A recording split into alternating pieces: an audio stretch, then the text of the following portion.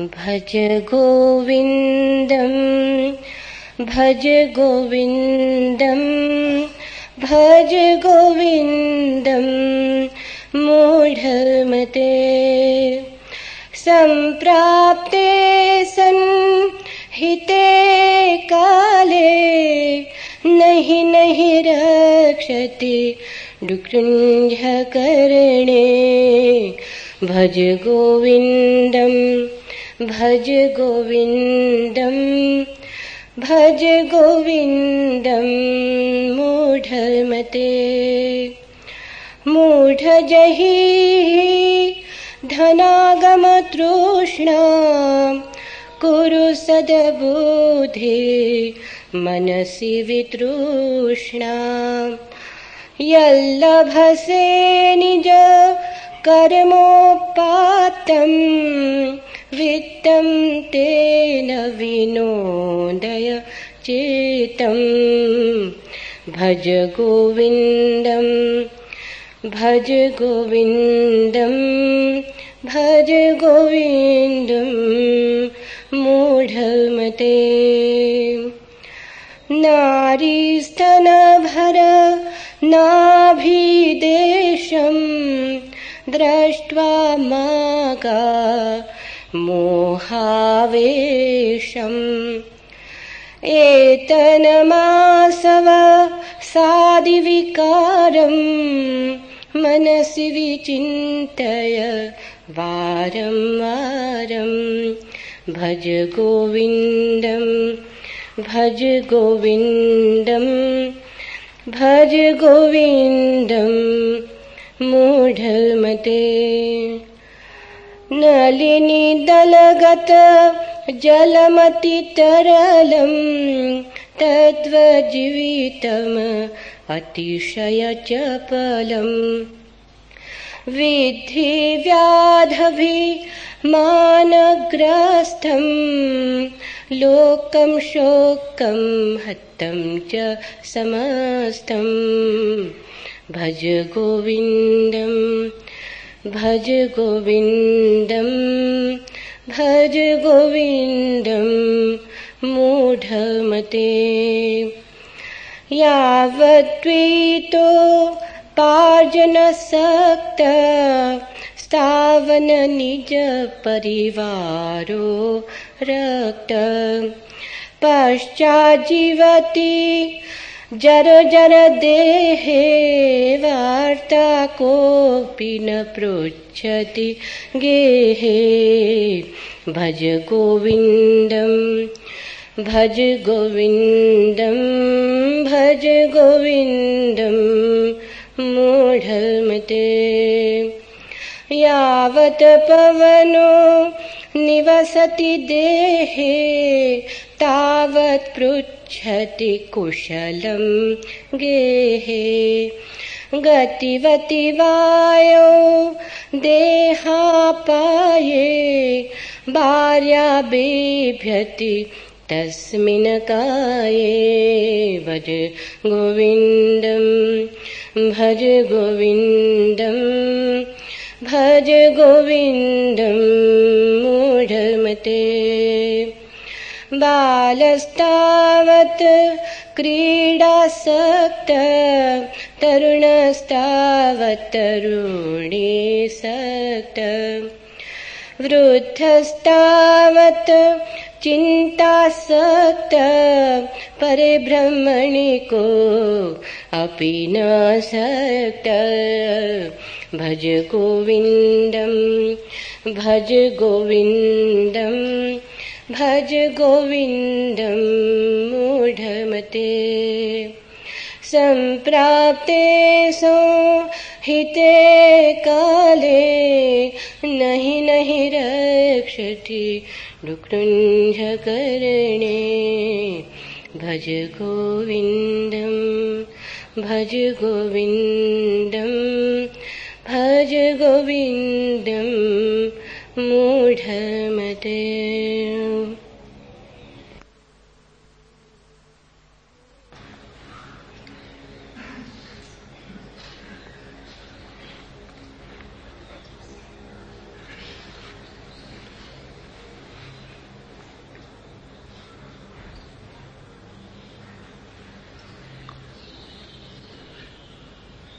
सत्य मिलता है शून्य में और खो जाता है शब्दों में। सत्य मिलता है मौन में, बिछुड़ जाता है मुखरता में। सत्य की कोई भाषा नहीं, सारी भाषा असत्य है। भाषा मात्र मनुष्य का निर्माण है, सत्य मनुष्य का निर्माण नहीं, आविष्कार है। सत्य तो है ही, उसे बनाना नहीं है, न उसे प्रमाणित करना है, सिर्फ उघाड़ना है। और उघाड़ने की घटना जब मनुष्य के भीतर सारी भाषा का ऊहापोह शांत हो जाता है तभी घटती है, क्योंकि भाषा के ही पर्दे हैं, विचार से ही बाधा है। यह बहुत बुनियादी और प्राथमिक सूत्र है समझ लेने का। बच्चा पैदा होता है, कोई भाषा उसके पास नहीं होती, न कोई शास्त्र लेकर आता है, न कोई धर्म, न कोई जाति, न कोई राष्ट्र। उतरता है शून्य की भांति। शून्य की पवित्रता अनूठी है। शून्य एकमात्र कुंवारापन है, बाकी तो सभी विकृत है। उतरता है एक ताजे फूल की भांति, चेतना पर एक लकीर भी नहीं होती, जानता कुछ भी नहीं, लेकिन बच्चे की जानने की क्षमता शुद्ध होती है। दर्पण है, अभी कोई प्रतिबिंब भी नहीं बना, लेकिन दर्पण की क्षमता पूरी है, शुद्ध है। बाद में प्रतिबिंब तो बहुत बन जाएंगे, जानना तो बढ़ जाएगा, जानने की क्षमता कम होती जाएगी, क्योंकि वो जो शून्य था वो शब्दों से भर जाएगा, उसकी रिक्तता समाप्त हो जाएगी। जैसे दर्पण पर प्रतिबिंब बने और चिपकते चले जाएं, अलग न हो, तो दर्पण की झलकाने की क्षमता कम हो जाएगी। बच्चा पैदा होता है, जानता कुछ भी नहीं, लेकिन जानने की क्षमता उसकी परिशुद्ध होती है। इसलिए तो बच्चे जल्दी सीख लेते हैं, बूढ़े मुश्किल से सीख पाते हैं, क्योंकि सीखने की क्षमता ही बूढ़े की कम हो गई। मन भर गया, स्लेट पर बहुत कुछ लिखा जा चुका, कागज अब कोरा नहीं है। पहले कागज को कोरा करना पड़े तभी कुछ नया लिखा जा सके। बच्चा जैसा पैदा होता है, यदि तुम पुनः वैसे ही हो जाओ तो ही सत्य को पा सकोगे। तो एक जन्म तो बच्चे का है और एक जन्म संतत्व का। जिसके जीवन में दूसरा जन्म घट गया, जो द्विज हो गया, वही ब्राह्मण है। शास्त्र कहते हैं पैदा सभी शूद्र की भांति होते हैं, कभी कोई विरला ब्राह्मण हो पाता है, से सब शूद्र की भांति ही पैदा होते, शूद्र की भांति ही मर जाते। ब्राह्मण कौन है? वह नहीं जो वेद को जानता है, क्योंकि वेद को तो कोई भी जान ले सकता है। वह नहीं जिसे शास्त्र कंठस्थ है, शास्त्र तो कंठस्थ कोई भी कर ले सकता है। शास्त्र की जानकारी तो स्मृति है, ज्ञान नहीं। ब्राह्मण वह है जिसने ब्रह्म को जाना। यहां तुम आ गए हो, तुम्हें शायद पता भी ना हो, ये खोज ब्राह्मण होने की खोज, ब्रह्म को जानने की खोज।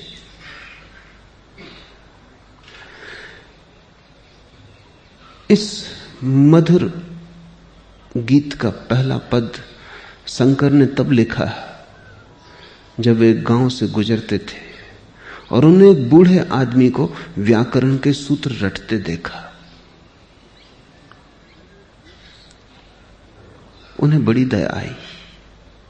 मरते वक्त व्याकरण के सूत्र रट रहा है यह आदमी, पूरा जीवन भी गंवा दिया, अब आखिरी क्षण भी गंवा रहा है। पूरे जीवन तो परमात्मा को स्मरण नहीं किया, अब भी व्याकरण में उलझा है। व्याकरण के सूत्र रटने से क्या होगा? स्वामी राम अमेरिका से वापस लौटे। अमेरिका में उनका गहरा प्रभाव पड़ा। आदमी अनूठे थे, अत्यंत जीवंत वेदांत था उनमें, नगद था परमात्मा, उधार नहीं। एक ज्योतिर्मय पुंज थे। अमेरिका के सरल हृदय पर उनकी बड़ी छाप पड़ी। अमेरिका का हृदय बहुत सरल है। सरल होने का कारण है क्योंकि अमेरिका का कोई अतीत नहीं, कोई परंपरा नहीं, कोई इतिहास नहीं, कुल 300 वर्ष पुराना देश है। बच्चे जैसा सरल चित्त है, बहुत परतें समझ की, ज्ञान की, शास्त्र की नहीं। राम को लोगों ने पूजा, उनके वचनों को ऐसे सुना जैसे वो अमृत का संदेश लाए हो। लोग उनके साथ नाचे और गाए।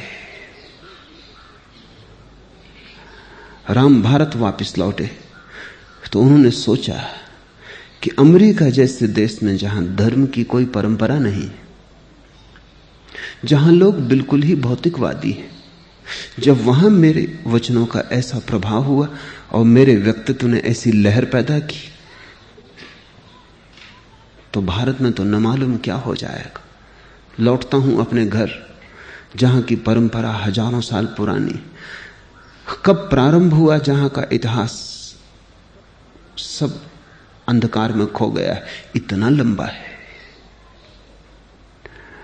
जहां वेद लिखे गए, उपनिषद रचे गए, गीता निर्मित हुई, जहां बुद्ध, महावीर और शंकर जैसे लोग पैदा हुए, वहां मेरी बात तो ऐसी पकड़ी जाएगी जिससे मैं हीरे बांटता हूं। जब अमेरिका में जहां लोग पदार्थवादी हैं, जो ईश्वर को समझ ही नहीं पाते, जिनके ईश्वर से सारे संबंध टूट गए, जब वहां ऐसा चमत्कार हुआ तो भारत में क्या ना होगा।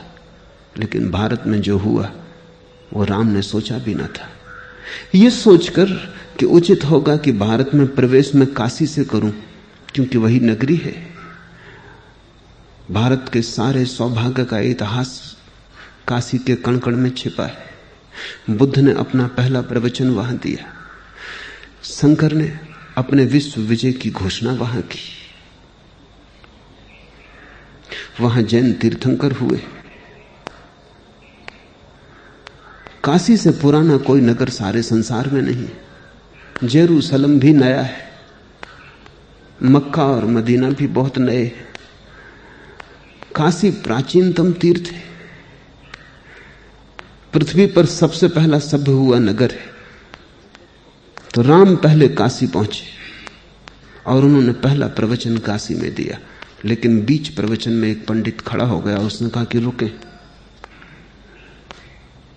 संस्कृत आती है। राम कुछ समझ ना पाए। वो एक मस्त आदमी थे, उन्हें संस्कृत आती भी नहीं थी, उर्दू फारसी जानते थे। ये उन्होंने सोचा भी ना था कि संस्कृत का और वेद से और ब्रह्म से और ज्ञान से कोई संबंध है। कोई भी भाषा ना आती हो तो भी आदमी परमात्मा को जान सकता है।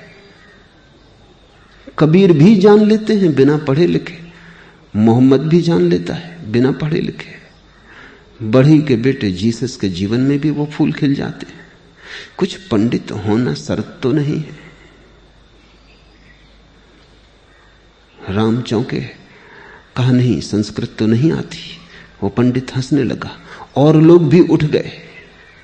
उन्होंने कहा जब संस्कृत ही नहीं आती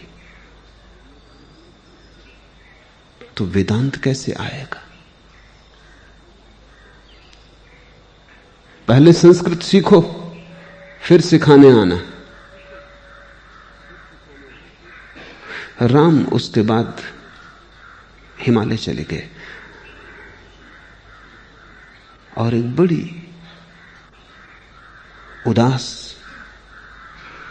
घटना है कि राम ने सन्यासी का वेश छोड़ दिया। जब वे मरे तो गैरिक वस्त्रों में नहीं थे, क्योंकि उन्होंने कहा जो धर्म शब्दों में अटक गया हो और जिसका सन्यास केवल पांडित हो गया हो और संस्कृत जानने से जहां वेदांत जाना जाता हो, उस समूह का क्या अपने को अंग मानना। जब वो मरे तब वे गैरिक वस्त्रों में न थे, उन्होंने सन्यास का भी त्याग कर दिया।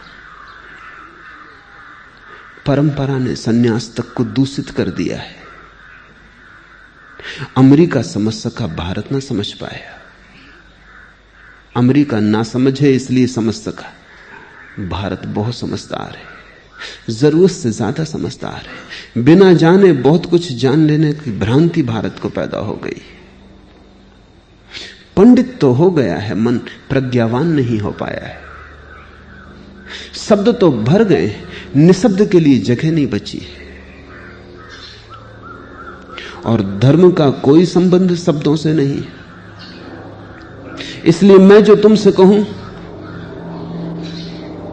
उससे भी ज्यादा ध्यान उस पर देना जो मैं तुमसे ना कहूं। बोलूं शब्द पर बहुत ध्यान मत देना, दो शब्दों के बीच में जो खाली जगह होती है उस पर ध्यान देना। जो बोलूं वो छूट जाए हर्जा नहीं है, लेकिन जो अनबोला है वो न छूट पाए। पंक्तियों के बीच पढ़ना पड़ता है ब्रह्म को, शब्दों के बीच खोजना पड़ता है ब्रह्म को, अंतराल में घटता है।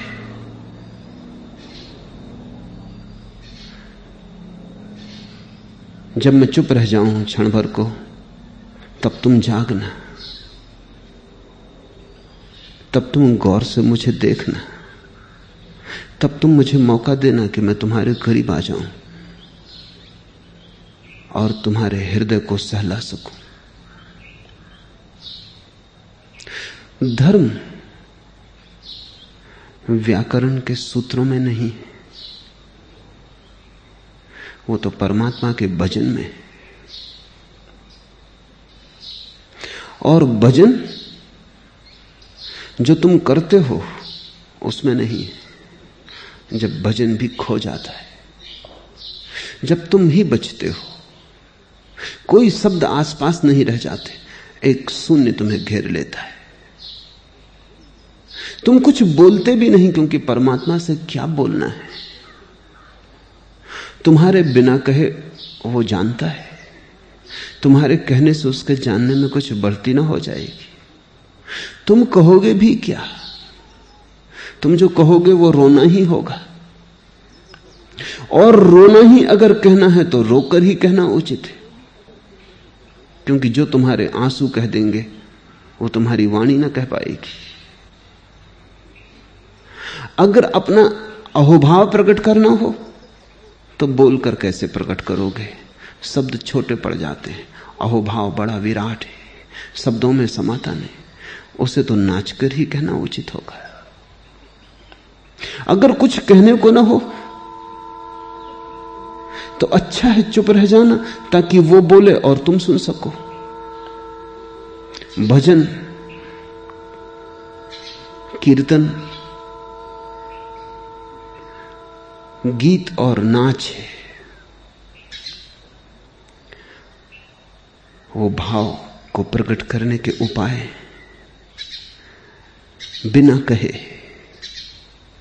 तुम भजन हो जाओ, तुम गीत हो जाओ। इस तरफ शंकर का इशारा है।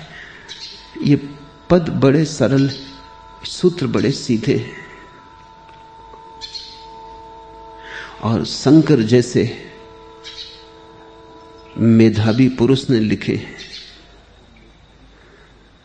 शंकर की सारी वाणी में भज गोविंदम से मूल्यवान कुछ भी नहीं, क्योंकि शंकर मूलतः दार्शनिक है। उन्होंने जो लिखा है वो बहुत जटिल है। वो शब्द, शास्त्र, तर्क, ऊहापोह, विचार है। लेकिन शंकर जानते हैं कि तर्क, ऊहापोह और विचार से परमात्मा पाया नहीं जा सकता। उसे पाने का ढंग तो नाचना है, गीत गाना है। उसे पाने का ढंग भाव है, विचार नहीं। उसे पाने का मार्ग हृदय से जाता है, मस्तिष्क से नहीं। इसलिए शंकर ने ब्रह्मसूत्र के भाष्य लिखे, उपनिषदों पर भाष्य लिखे, गीता पर भाष्य लिखा। लेकिन शंकर का अंतरतम तुम इन छोटे छोटे पदों में पाओगे। यहां उन्होंने अपने हृदय को खोल दिया है। यहां शंकर एक पंडित और एक विचारक की तरह प्रकट नहीं होते, एक भक्त की तरह प्रकट होते। हे मूढ़, गोविंद को भजो, गोविंद को भजो, क्योंकि अंतकाल के आने पर व्याकरण की रटन तुम्हारी रक्षा न करेगी।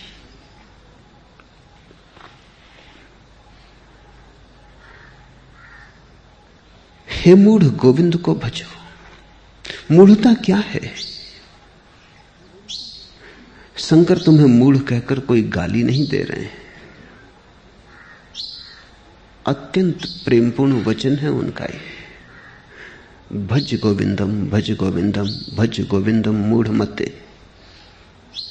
हे मूढ़, भगवान को भज, गोविंद को भज। मूढ़ता का क्या अर्थ है? मूढ़ता का अर्थ समझो। मूढ़ता का अर्थ अज्ञानी नहीं है। मूढ़ता का अर्थ है अज्ञानी होते हुए अपने को ज्ञानी समझना। मूढ़ता पंडित के पास होती है, अज्ञानी के पास नहीं। अज्ञानी को क्या मूढ़ कहना? अज्ञानी सिर्फ अज्ञानी है, नहीं जानता। बात सीधी साफ है। और कई बार ऐसा हुआ है कि नहीं जानने वाले ने जान लिया और जानने वाले पिछड़ गए। क्योंकि जो नहीं जानता है उसका अहंकार भी नहीं होता। जो नहीं जानता है वो विनम्र होता है।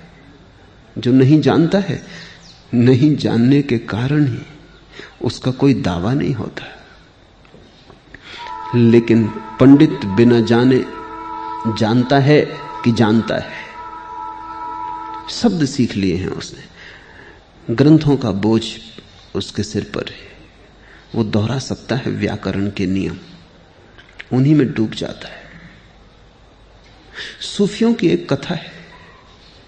एक सूफी फकीर अपनी रोटी कमाने के लिए एक नदी पर लोगों को नाव से पार करवाता था। एक दिन गांव का पंडित उस पार जाना चाहता था, तो सूफी फकीर ने कहा, आपसे क्या पैसे लेने? पैसे भी वो 1-2 पैसे लेता था, आपको ऐसे ही पार करा देंगे। पंडित नाव में बैठा, वे दोनों चले। दोनों ही थे नाव में। पंडित ने पूछा, कुछ पढ़ना लिखना आता है? पंडित और पूछ भी क्या सकता है? जो वो जानता है वही सोचता है दूसरों को भी जना दे। हम वही दूसरों को दे सकते हैं जो हमारे पास है। सूफी फकीर का तेज उसे दिखाई ना पड़ा। पंडित अपने ज्ञान में अंधा होता है। उसने से समझा एक साधारण माझी है, वो एक असाधारण पुरुष था। पंडित जिस परमात्मा की बात सोचता रहा है, सुनता रहा है, वो परमात्मा उस असाधारण पुरुष में मौजूद था। जिसकी पंडित ने अब तक चर्चा की थी, वो उस फकीर में से झांक रहा था। अगर आंख होती तो फकीर में वो सब मिल जाता। जिसके सपने देखे, जिसके शास्त्र पढ़े, प्रत्यक्ष था वहां कोई। लेकिन पंडित ने पूछा पढ़ना लिखना आता है? पंडित को अगर परमात्मा भी मिल जाए तो वो पूछेगा सर्टिफिकेट, कहां तक पढ़े लिखे हो? उसकी अपनी दुनिया है, वो अपने ही शब्दों में, अपने ही शास्त्र में जीता है। उस फकीर ने कहा कि नहीं, पढ़ना लिखना तो बिल्कुल नहीं आता, मैं बिल्कुल गंवार हूं, ना समझ। उसने जब ये शब्द कहे तब अगर पंडित के पास जरा भी होश होता तो देख लेता कि कितनी गहरी विनम्रता है। अपने अज्ञान को स्वीकार कर लेना ज्ञान की तरफ पहला कदम है, और अगर कोई समग्रता से अपने अज्ञान को स्वीकार कर ले तो वही अंतिम कदम भी हो सकता है। क्योंकि जब तुम पूरे भाव से जानते हो कि कुछ भी नहीं जानता हूं, तब तुम्हारा अहंकार कहां टिकेगा, कहां खड़ा रहेगा? भूमि खो जाएगी पैर के तले से, गिर जाएगा भवन अहंकार का, तुम निरअहकार में उतर जाओगे। वही द्वार है, वहीं से कोई परमात्मा से जुड़ता है। फकीर ने कहा मैं कुछ भी नहीं जानता हूं, बिल्कुल बेपढ़ा लिखा हूं। पंडित ने कहा तो फिर तुम्हारी चाराना जिंदगी बेकार गई। नाव थोड़ी आगे बढ़ी। पंडित ने पूछा और गणित तो आता ही होगा कम से कम, हिसाब किताब के लिए जरूरी है। फकीर ने कहा अपने पास कुछ है ही नहीं, हिसाब किताब क्या करना, खाली हाथ है। जो दिन में मिल जाता है वो सांझ तक समाप्त हो जाता है, क्योंकि रोटी से ज्यादा कमाना नहीं है कुछ। रात तो हम फिर फकीर हो जाते, सुबह उठ के फिर कमा लेते, और परमात्मा अब तक देता रहा है तो कल का हिसाब क्या रखना। और किसी ने दे दिया तो ठीक है, और किसी ने ना दिया तो भी ठीक है, क्योंकि अब तक जी लिए हैं, आगे भी जी लेंगे। न तो देने वाले से कुछ ऐसा मिल जाता है कि सदा काम आ जाए, और न देने वाला कुछ छीन लेता है कि सदा के लिए कोई नुकसान हो जाए। सब खेल है। पंडित ने कहा तुम्हारी 8 आना जिंदगी बेकार गई। और तभी अचानक तूफान आ गया और नाव डगमगाने लगी, और नाव अब डूबी तब डूबी होने लगी। फकीर हंसा, क्योंकि पंडित बहुत घबरा गया। मौत सामने देखकर कौन ना घबरा जाएगा। ऐसे पंडित अमृत की बातें करता था, आत्मा अमर है। लेकिन जब मौत सामने आती तब पांडित्य की आत्मा काम नहीं आती, न पांडित्य की अमरता काम आती। घबरा गया, हाथ पैर कपने लगे। फकीर ने पूछा तैरना नहीं आता? उसने कहा कि बिल्कुल नहीं आता। फकीर ने कहा तुम्हारी 16 आना जिंदगी बेकार गई। अब मैं तो कूदता हूं, हम तो चले, नाव तो डूबेगी। हे मूढ़, गोविंद को भजो, गोविंद को भजो, क्योंकि अंत काल के आने पर, संभवतः शंकर उस कहानी को जानते रहे हो जो मैंने तुमसे कही, क्योंकि अंत काल के आने पर व्याकरण की रटन तुम्हारी रक्षा न करेगी। जब डूबना आएगा सामने, जब मौत घेरेगी, तब अगर तैरना आता हो तो ही काम आ सकेगा। मौत में तैरना आता हो, और अगर मौत में तैरना नहीं आता तो मौत डुबा लेगी। बहुत बार पहले भी उसने डुबाया। तुम अभी तक भी सजग नहीं हुए हो, तुमने अब तक भी तैरना नहीं सीखा। अंत काल के आने पर, मृत्यु के आने पर कितनी तुम भाषा जानते हो, या कितनी भाषाएं जानते हो, कितना व्याकरण जानते हो, कुछ भी तो काम ना पड़ेगा। जो मौत में काम आ जाए वो प्रज्ञा, और जो मौत में काम ना आए वो पांडित्य। मौत कसौटी है। तो जो भी तुम जानते हो उसको इस कसौटी पे कसते रहना, कहीं भूल ना हो। ये कसौटी सदा सामने रखना, जैसे सराफ कसता रहता है पत्थर पर सोने को। ऐसे इस कसौटी को रखे रहना सदा। जो मौत में काम आए उसी को ज्ञान मानना, जो मौत में काम ना आए, धोखा दे जाए, दगा दे जाए, उसे पांडित्य समझना। और जो मौत में काम ना आए वो जीवन में क्या खाक काम आएगा। जो मौत तक में काम नहीं आता वो जीवन में कैसे काम आ सकता है? क्योंकि मौत जीवन की पूर्णा होती है, वो जीवन का चरम शिखर है, वो जीवन का समारोह है। जो मौत में काम आता है वही जीवन में भी काम आता है। यद्यपि जीवन में धोखा देना आसान है, लेकिन मौत में धोखा देना असंभव है। मौत तो सब उघाड़ के सामने रख देगी। शंकर किसे मूढ़ कहते हैं? उसे मूढ़ कहते हैं जो जानता तो नहीं है लेकिन व्याकरण को रट लिया है, शब्द का ज्ञाता हो गया है, शास्त्र से जिसकी पहचान हो गई है, जो शास्त्र को दोहरा सकता है, पुनरुक्त कर सकता है, शास्त्र की व्याख्या कर सकता है। पंडित को मूढ़ कह रहे हैं शंकर। अगर पंडित को मूढ़ न कहते होते तो हे मूढ़ गोविंद को भजो, गोविंद को भजो, क्योंकि अंतकाल के आने पर व्याकरण की रटन तुम्हारी रक्षा न करेगी। अचानक व्याकरण को याद करने की जरूरत नहीं थी। मूढ़ थोड़ी, जिनको हम मूढ़ कहते हैं, अज्ञानी, वे थोड़ी व्याकरण रट रहे हैं, पंडित रट रहा है। और भारत में ये बोझ काफी गहरा हो गया है। ये इतना गहरा हो गया है कि करीब करीब हर आदमी को यह ख्याल है कि वो परमात्मा को जानता है, क्योंकि परमात्मा शब्द को जानता है। ध्यान रखना, परमात्मा शब्द परमात्मा नहीं है, न पानी शब्द पानी है। और प्यास लगी हो तो शब्द काम ना आएगा, पानी चाहिए। और मौत सामने खड़ी हो तो अमृतत्व के सिद्धांत काम ना आएंगे, अमृत का स्वाद चाहिए।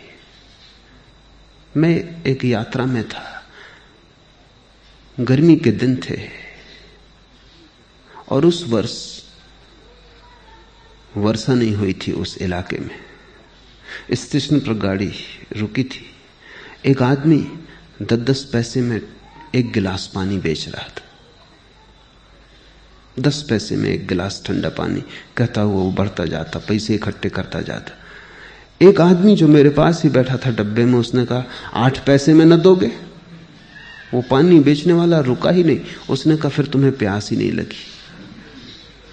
जब प्यास लगी हो तो कोई 10 पैसे 8 पैसे की बात करता है।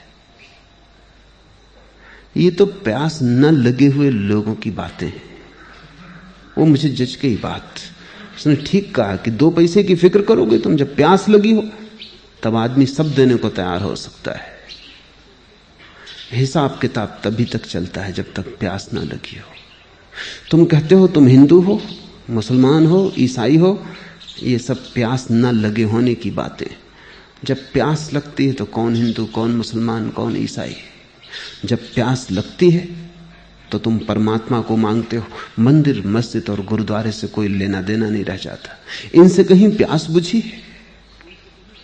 और जब प्यास लगती है तो तुम हिसाब किताब नहीं लगाते।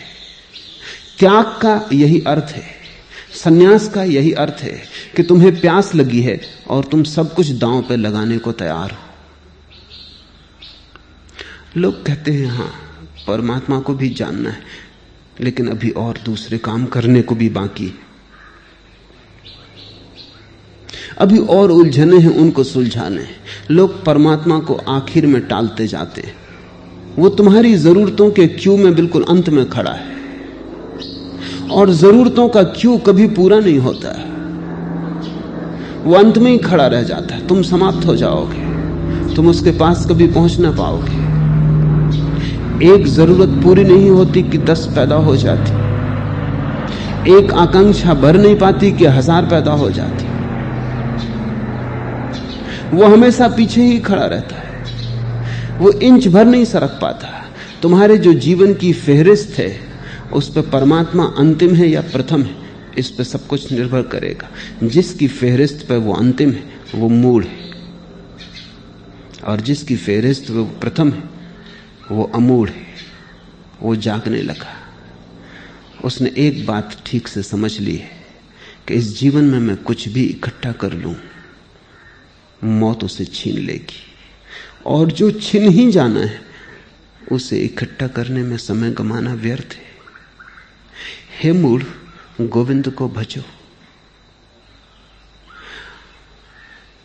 भजने इसे भी समझ लेना जरूरी है, क्योंकि तुम्हें भजन करते लोग मिल जाएंगे और भजन वे नहीं कर रहे। उनका भजन भी ऊपर ऊपर है, मनोरंजन होगा शायद, जीवन को दांव पर नहीं लगाया है। मजा ले रहे होंगे शायद, किसी और गीत से भी इतना मजा मिल सकता था, किसी और संगीत में भी इतनी ही खुशी हो सकती थी। लेकिन भजन का अर्थ है तुम्हारे पूरे प्राण से कोई आह उठती है, तुम्हारे पूरे प्राण से कोई आवाज उठती है, तुम्हारे पूरे प्राण दांव पर लगे, जैसे जीवन मरण का सवाल हो। गोविंद को भजना हो तो खुद को गंवाना जरूरी है। खुद को बचाना चाहा और गोविंद को भजना चाहा तो तुम अपने को ही धोखा दोगे। भजन की बड़ी आत्यंतिकता है, चरमता है। रामकृष्ण को कोई राम का नाम भी ले देता, सिर्फ नाम, रास्ते पर चलते वक्त शिष्यों को ख्याल रखना पड़ता कि कोई जयराम जी ना कर ले, कोई अजनबी आदमी जयराम जी कर ले, वो वहीं खड़े हो जाते, भावाविष्ट हो जाते, हर्षोन्मादा हो जाता, नाचने लगते बीच सड़क पर। शिष्यों की बड़ी फजीयत हो जाती, पुलिस वाला आ जाता कि हटाओ यहां से, क्या मचाया हुआ है। किसी के शादी विवाह में कोई निमंत्रण कर लेता तो दूल्हा दुल्हन पीछे हो जाते। किसी ने ऐसे नाम ले दिया, एक मित्र के घर बुला लिया था लोगों ने, वक्त था उनका, बुला लिया कि शादी में आशीर्वाद दे देंगे। लड़की की शादी थी, समारोह था, शादी होने की ही करीब थी कि किसी आदमी का नाम गोविंद था और किसी ने बुलाया गोविंद को कि गोविंद कहां है। भीड़ भाड़, तो उसने जोर से चिल्लाया गोविंद कहां है। रामकृष्ण नाचने लगे,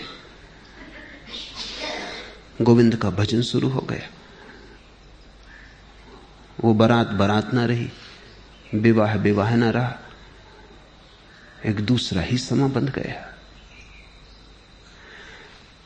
भजन का अर्थ है 24 घंटे तुम्हारे भीतर एक सतत धारा प्रभु स्मरण की बनी रहे। वो सतत धारा थी भीतर, इसलिए बाहर अगर कोई जरा भी राम का या कृष्ण का या गोविंद का, परमात्मा का नाम ले देता, भीतर तो धारा मौजूद ही थी, भीतर तो नाच चलता ही था। बाहर की चोट पड़ जाती, भीतर का नाच बाहर बिखर जाता। भीतर चोट पड़ती, वो जो भीतर चल रही थी धारा वो बाहर आ जाती। जैसे जल तो भरा ही था कुएं में, किसी ने बाल्टी डाल दी और पानी भर के बाहर आ गया। किसी ने राम का नाम ले दिया, भजन तो चल ही रहा था। भजन कोई ऐसी चीज नहीं है कि तुम कभी कर लो, जब भजन शुरू होता है तो अंत नहीं होता, चलता ही रहता है, एक सतत स्मरण है भीतर। हे मूढ़, गोविंद को भजो, क्योंकि अंतकाल के आने पर व्याकरण की रटन तुम्हारी रक्षा न करेगी। कितना तुम शास्त्र जानते हो, मौत ये ना पूछेगी। कितना तुमने सत्य जाना, मौत तुम्हारे सामने प्रकट कर देगी। जो तुमने जाना है वही बच रहेगा, जो दूसरे ने जाना है और दूसरे से तुमने उधार जाना था वो सब खो जाएगा। शास्त्र अगर उधार है तो व्यर्थ है, और शास्त्र अगर तुम में आविर्भूत हुआ है, तुम भी उसी स्रोत पर पहुंच गए जहां उपनिषद के ऋषि पहुंचे थे। तुमने भी उसी जल स्रोत से अपनी प्यास बुझा ली जिससे उपनिषद के ऋषियों ने बुझाई थी। तब उपनिषद शास्त्र नहीं है, तब तुम्हारे लिए उपनिषद तुम्हारे ही बोध की अभिव्यक्ति है। मुझसे लोग पूछते हैं कि मैं क्यों शंकर पर बोलता, या बुद्ध पर, या क्राइस्ट पर। मैं सीधा भी बोल सकता हूं।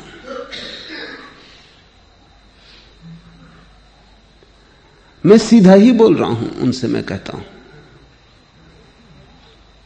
क्योंकि शंकर के इस गीत में शंकर ने वही कहा है जो मैं कहना चाहूंगा, और इतने सुंदर ढंग से कहा है कि अब उसे और सुधारा नहीं जा सकता। आखिरी बात कह दी, कोई जरूरत नहीं है अब उसे दोहराने की। शंकर पर मैं इसलिए नहीं बोल रहा हूं कि मुझे लगता है शंकर जानते हैं, लगने का सवाल नहीं है। मेरा कोई विश्वास नहीं है शंकर में। उसी जल स्रोत से मैंने भी जल पिया है, जहां से पी के ये गीत उनमें पैदा हुआ होगा। हे मूढ़, धन बटोरने की तृष्णा को छोड़ो, सद्बुद्धि को जगाओ और मन को तृष्णा शून्य करो, तथा उसी से संतुष्ट और प्रसन्न रहो जो अपने श्रम से मिलता है। हे मूढ़, सदा गोविंद को भजो। धन बटोरने की तृष्णा छोड़ो।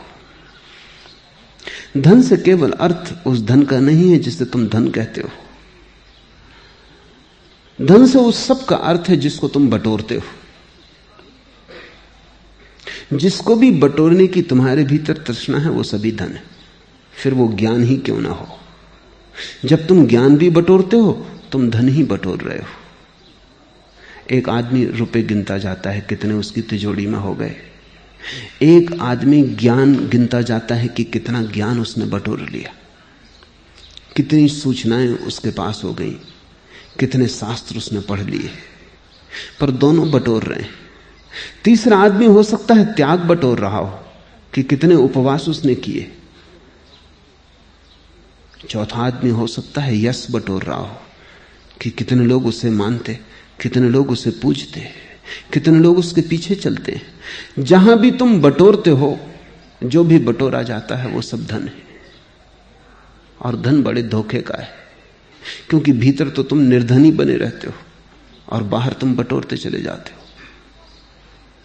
जो बाहर इकट्ठा किया है वो भीतर न ले जाया जा सकेगा, और जिसे तुम अपने भीतर न ले जा सके मौत उसे छीन लेगी, क्योंकि तुम ही मौत से पार जा सकोगे और कुछ भी नहीं। केवल तुम्हारा होना ही गुजरेगा। लपटें उसे जला ना सकेंगी, शस्त्र उसे बेध ना सकेंगे। नैनम छिदन्ति शस्त्राणि नैनम दहति पावका। सिर्फ तुम गुजर पाओगे मौत के द्वार से, शुद्ध तुम, और कुछ भी नहीं। अगर तुमने बाहर का ही धन बटोरा तो तुम निर्धन गुजरोगे मौत के द्वार से।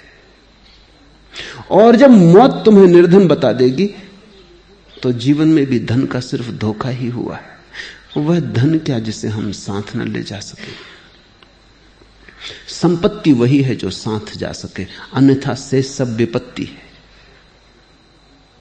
जिसे तुम बटोरते हो वो संपत्ति लगती है, संपत्ति है नहीं, है तो विपत्ति।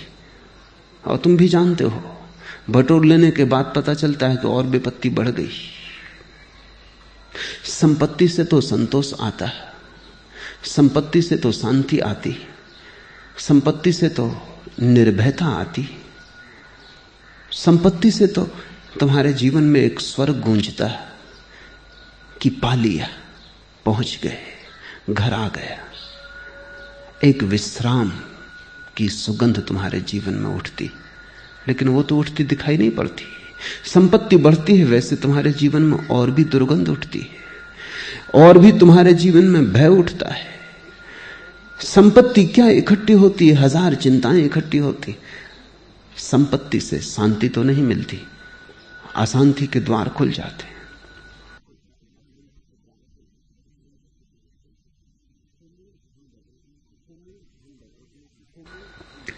हे मूढ़, धन बटोरने की तृष्णा को छोड़ो, बटोरने की ही तृष्णा को छोड़ो। बटोरने का इतना पागलपन क्यों है? मैं एक घर में रहता था, उस घर के जो मालिक थे वो बटोरने के शुद्ध अवतार थे। कोई भी चीज जो व्यर्थ भी हो गई उसे भी संभाल के रख लेते। उनका घर एक कबाड़खाना था, उसमें वो कैसे जीते थे यही बड़ा मुश्किल, कैसे रहते थे यही बड़ा मुश्किल। एक दिन मैं सामने बगीचे में खड़ा था, वो मुझसे बात कर रहे थे और उनका छोटा लड़का एक बुहारी टूटी, किसी काम की नहीं, सिर्फ पिछली ठूंठ ही बची थी, उसे बाहर फेंक गया। तत्क्षण मैंने देखा कि वो बेचैन हो गए।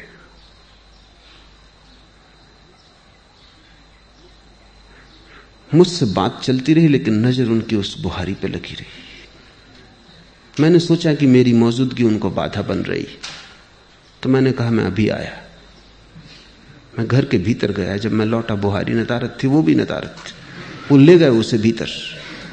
मैं उनके पीछे ही गया। मैंने कहा अब बात जरा सीमा के बाहर हो गई। रंगे हाथ वो पकड़ गए, बुहारी लिए अंदर खड़े थे। मैंने पूछा कि ये किस लिए उठा लाए? उन्होंने कहा कुछ नहीं, कभी काम पड़ जाए। ये कैसे, इसका कोई काम भी नहीं समझ में आता। वो कहने लगे नहीं, कभी क्या काम पड़ जाए क्या पता, फिर फेंकने से फायदा क्या, रखी रहेगी। बटोरने की एक विक्षिप्तता है, किस कारण होगी? क्यों आदमी बटोरना चाहता है? भीतर एक बड़ा खालीपन है, उसे भरना है, किसी भी चीज से भरना है, नहीं तो आदमी बहुत खाली लगेगा। तुम थोड़ा सोचो, तुम्हारे पास कुछ भी नहीं तो तुम्हें भीतर बड़ा खालीपन लगेगा। यहां ध्यान में रोज मेरे पास मित्र आते, थोड़े दिन ध्यान करते हैं, महीने 1.5 महीने, तो भीतर खालीपन दिखाई पड़ने लगता है। वो है तो सदा, ध्यान नहीं किया तो दिखाई नहीं पड़ता। ध्यान करने से बोध थोड़ा जगता है, होश थोड़ा आता है, भीतर खालीपन दिखने लगता है। और एक अनूठी घटना घटती, जिस व्यक्ति को भी वो भीतर खालीपन दिखाई पड़ता है वो अति से भोजन करना शुरू कर देता है। रोज 1-2 मामले मेरे पास आते हैं कि वो कहते हैं हम क्या करें, ये क्या हुआ, इतना भोजन हम कभी भी नहीं करते थे, ये ध्यान ने तो हमें बड़ी मुश्किल में डाल दिया, बस भोजन की धुन सवार रहती है। तुम उनको कहता हूं कारण है, कारण ये कि ध्यान ने तुम्हें भीतर की रिक्तता दिखाई। अब रिक्तता को भरना है, रिक्तता काटती है, कुछ भी नहीं है भीतर, तो आदमी कुछ भरना चाहता है। धन से, पद से, प्रतिष्ठा से तुम अपने को भरते हो, चारों तरफ चीजें इकट्ठी कर लेते हो, उनके बीच बैठ जाते हो निश्चिंत होकर, लगता है कुछ तुम्हारे पास है। जिनके पास कुछ भी नहीं है उन्हें बटोरने की आकांक्षा पैदा होती है, जिनके पास कुछ है उन्हें बटोरने का कोई सवाल नहीं, वे अपने में काफी है। खुद का होना ही इतना भराव है कि अब और कुछ बटोरने का सवाल नहीं। इसलिए तो हमने बुद्ध को पूजा, महावीर को पूजा, शंकर को पूजा, क्योंकि हमने देखा इनमें कि इनकी संपदा इनके भीतर है, कुछ है इनके भीतर कि उसके कारण खालीपन मिट गया है, कोई प्रकाश है भीतर जिसके कारण अब भीतर की रिक्तता पूर्णता हो गई, भीतर का शून्य सत्य हो गया है। ध्यान शून्य लाता है। अगर तुमने जल्दबाजी की तो शून्य को भरने की तृष्णा पैदा होगी, अगर जल्दबाजी न की और तुम शून्य के साथ रहने को राजी हो गए, तुमने उसे स्वीकार कर लिया, तो तुम पाओगे धीरे धीरे शून्य अपने आप भर दिया गया, क्योंकि प्रकृति शून्य को बर्दाश्त नहीं करती। शून्य तुम करो भर देती है प्रकृति, न परमात्मा शून्य को बर्दाश्त करता है, तुम शून्य पैदा करो, परमात्मा भर देता है।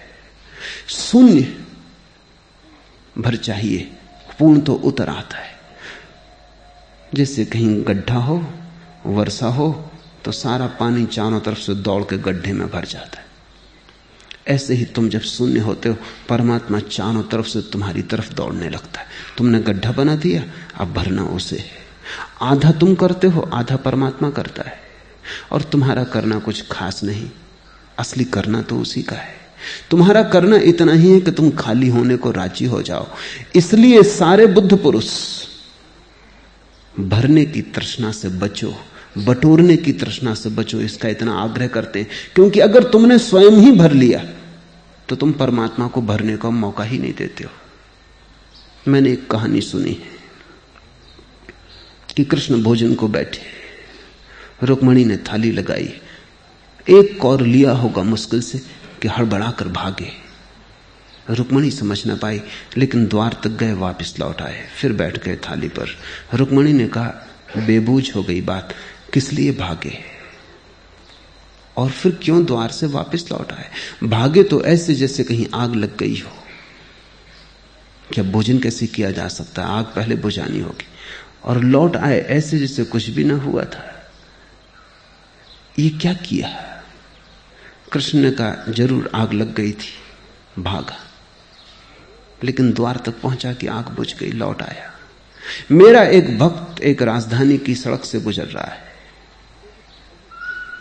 लोग उस पर पत्थर फेंक रहे हैं, लहू बह रहा है उसके माथे से, और वो गोविंद गोविंद किए जा रहा है। वो न तो उत्तर दे रहा है, न बचाव कर रहा है। उसने अपने को बिल्कुल मेरे हाथों में छोड़ दिया। भागना एकदम अनिवार्य था। जो इस भांति असहाय हो जाए, भगवान को उसकी तरफ भागना ही पड़ता है। जो इतना शून्य हो जाए कि पत्थर पड़ रहे हैं, उनसे बचाव भी ना करे, भागे भी ना, उत्तर भी ना दे, तो सारा अस्तित्व उसकी रक्षा के लिए आ जाता है। गड्ढा हो गया, चारों तरफ से जलधार बहने लगती, उसे भरने को, उसे झील बनाने को। फिर रुक्मणी ने पूछा, लौट क्यों आए? कृष्ण ने कहा, लेकिन जब तक मैं द्वार पर पहुंचा, उसने अपना चित्त ही बदल लिया। उसने खुद ही पत्थर हाथ में उठा लिया। अब वो खुद ही जवाब दे रहा है, मेरी कोई जरूरत ना रही। परमात्मा की जरूरत वही है जहां तुम असहाय हो, और तुम्हारी असहाय अवस्था से गोविंद गोविंद का नाम निकल जाए, भजन हो गया। कोई शब्द कहने की जरूरत नहीं कि तुम गोविंद गोविंद चिल्लाओ, भीतर भाव, कि उस भाव भरी आंखें आकाश की तरफ उठ जाएं, कि तुम्हारा हृदय आकाश की तरफ खुल जाए, और तुम अपने तई कुछ भी ना करो। उसी क्षण परमात्मा तुम्हारी तरफ दौड़ पड़ता है। तुम गड्ढे बनो, परमात्मा भरने को सदा राजी है। मोहम्मद कहा करते थे, तुम एक कदम चलो उसकी तरफ, वो 1000 कदम चलता है, पर तुम एक कदम ही नहीं चलते। और वो एक कदम अत्यंत जरूरी है, क्योंकि जब तक तुम्हारी तरफ से संकेत न मिले कि निमंत्रण है, तब तक परमात्मा कैसे आए? आना भी चाहे तो कैसे आए? जिसे तुमने निमंत्रण ही नहीं दिया है, जिसे तुमने बुलावा ही नहीं भेजा है, वो आ भी जाए तुम्हारे द्वार पर तो तुम्हारे द्वार खुले ना पाएगा। वो दस्तक भी दे तो तुम समझोगे हवा का झोंका है। वो चिल्लाए पुकारे भी तो तुम अपने भीतर के शोरगुल के कारण उसकी आवाज न सुन पाओगे। हे मूढ़, धन बटोरने की तृष्णा को छोड़, सद्बुद्धि को जगा। बुद्धि तुम्हारी चालाकी का नाम है, सद्बुद्धि तुम्हारी समझदारी का। इसलिए दुनिया जितनी बुद्धिमान होती जाती उतनी चालाक होती जाती। चकित होते हैं लोग ये देखकर कि लोग जितने शिक्षित हो जाते हैं उतने चालाक हो जाते। सोचा जाता था कि लोग शिक्षित हो जाएंगे तो सरल होंगे, लोग सुशिक्षित हो जाएंगे तो निर्दोष हो जाएंगे, लेकिन जितनी शिक्षा बढ़ती उतनी चालाकी बढ़ती है, उतना आदमी बेईमान होने लगता है, उतना पाखंडी हो जाता है, उतना दूसरे को कैसे चूसना इसकी कला में पारंगत हो जाता है। बुद्धि यानी संसार में कुशलता, सद्बुद्धि यानी परमात्मा में कुशलता। और ध्यान रखना, सद्बुद्धि वाला आदमी हो सकता है सांसारिकों को बुद्धू मालूम पड़ेगा ही, क्योंकि सांसारिक कहेगा ये तुम क्या कर रहे हो। बुद्ध ने घर छोड़ा, वो सद्बुद्धि के अवतरण की घटना थी। महल छोड़ा, राज्य छोड़ा। जो सारथी उन्हें छोड़ने गया था राज्य की सीमा के पार, वो तो साधारण नौकर था, उससे भी ना रहा गया। उसने कहा कि सुनो, ये छोटे मुंह बड़ी बात है, लेकिन कहे बिना नहीं रह सकता। तुम जो कर रहे हो ये बिल्कुल बुद्धूपन है, नासमझी है, पागल हुए हो। सारी दुनिया राजमहल चाहती, साम्राज्य चाहती, सौभाग्य से तुम्हें मिला है, और अभाग्य तुम कि तुम छोड़ के जा रहे हो। तुम्हारी जैसी सुंदर पत्नी कहां पाओगे? ये धन, सुख, सुविधा, ये राजमहल, ये परिवार, ये सम्मान कहां पाओगे? लौट चलो। बूढ़ा सारथी, वो भी बुद्ध से ज्यादा समझदार है, वो भी सलाह दे रहा है। बुद्ध ने कहा तुम्हारी बात मैं समझता हूं, लेकिन तुम जहां महल देखते हो वहां मैं सिवाय आग लगी लपटों के और कुछ भी नहीं देखता, और जहां तुम सौंदर्य देखते हो वहां मैं मौत को छिपा देख लिया हूं, और जहां तुम धन देखते हो वहां सिर्फ धन का धोखा है। मैं असली धन की खोज में जाता हूं। सुनो, मैं असली घर की खोज में जाता हूं, क्योंकि ये घर तो छीन लिया जाएगा। मैं उस घर की तलाश में हूं जो छीना ना जा सके, और जब तक वो ना मिल जाए तलाश नहीं रुकेगी। उसके लिए मैं सब गंवाने को तैयार हूं, क्योंकि ये तो छीन ही जाएगा। इसको दांव पर लगाने में हर्ज क्या है? दिन समय की बात है, आज है कल छिन जाएगा। जो कल छिन ही जाएगा, अगर उसको दांव पर लगाने से कुछ ऐसा मिलता हो जो कभी ना छिने, तो यह सौदा महंगा नहीं। बुद्ध को सद्बुद्धि पैदा हुई है, सारथी बुद्धिमान है। बुद्ध लौटे घर 12 वर्ष बाद, सद्बुद्धि का दिया पूरा जल चुका है। वे रोशन हो गए, लेकिन बाप नाराज। बाप ने कहा ना समझी छोड़ो, घर वापस लौट आओ।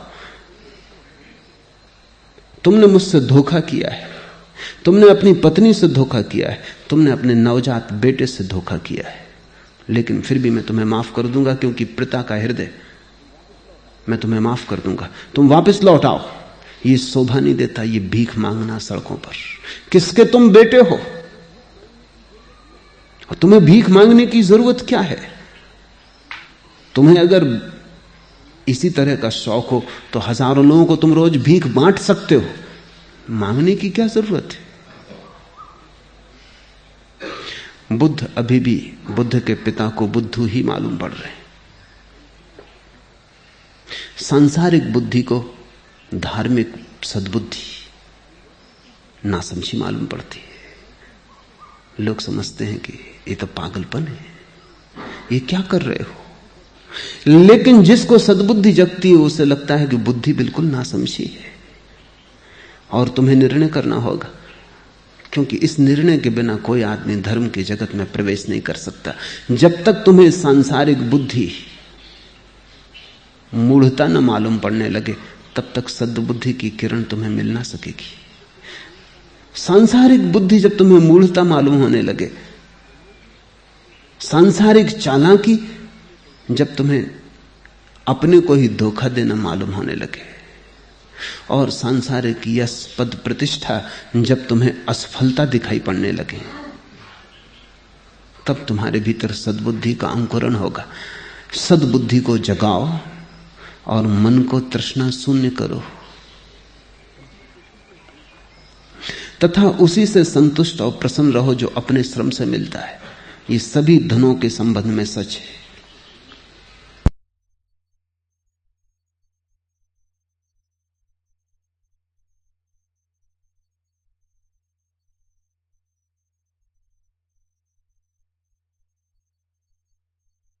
बाहर के धन में भी जो अपने श्रम से मिल जाए, जो उससे तृप्त हो गया, उसके जीवन में नैतिकता होगी।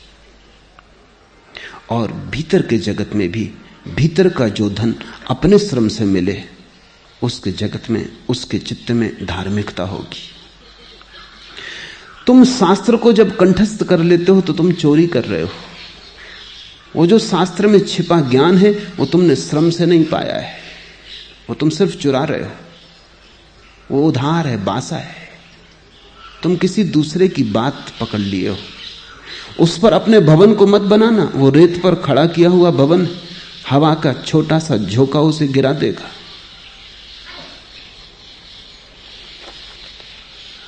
अभी कुछ दिन पहले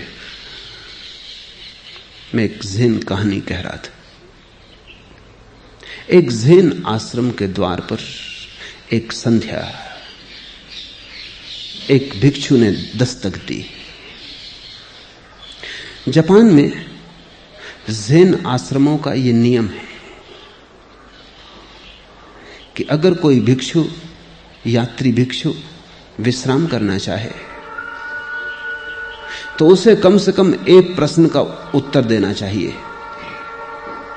जब तक वो एक प्रश्न का ठीक उत्तर न दे दे, तब तक वो अर्जित नहीं करता विश्राम के लिए। वो आश्रम में रुक नहीं सकता, उसे आगे जाना पड़े। आश्रम का प्रमुख द्वार पर आया, द्वार खोला और उसने ज़ेन फकीरों की एक बहुत पुरानी पहेली इस अतिथि के सामने रखी। पहेली है कि तुम्हारा असली चेहरा क्या है, मूल चेहरा कौन सा है। वैसा मूल चेहरा जो तुम्हारे मां और बाप के पैदा होने के पहले भी तुम्हारा ही था। ये आत्मा के संबंध में एक प्रश्न है, क्योंकि मां और बाप से जो मिला वो शरीर है, शरीर का चेहरा भी उनसे मिला। तुम्हारा ओरिजिनल मौलिक मुखाकृति क्या है, तुम्हारा स्वभाव क्या है। और ज़ेन फकीर कहते हैं इसका उत्तर शब्दों से नहीं दिया जा सकता है, इसका उत्तर तो जीवंत अभिव्यक्ति होनी चाहिए। जैसे ही यह सवाल पूछा गया, उस अतिथि फकीर ने अपने पैर से जूता निकाला और पूछने वाले के चेहरे पर जूता मारा। पूछने वाला पीछे हट गया। झुक के उसने सलाम की, नमस्कार किया और कहा, स्वागत है, भीतर आओ। दोनों ने भोजन किया, फिर जलती हुई अंगीठी के पास बैठकर दोनों रात बात करने लगे। मेजबान ने मेहमान से कहा, तुम्हारा उत्तर अद्भुत था। मेहमान ने पूछा, तुम्हें स्वयं इस उत्तर का अनुभव है? मेजबान ने कहा, नहीं, मुझे तो अनुभव नहीं है, लेकिन बहुत मैंने शास्त्र पढ़े और शास्त्रों से यह पाया है कि ठीक उत्तर देने वाला डिगमगाता नहीं, झिझकता नहीं।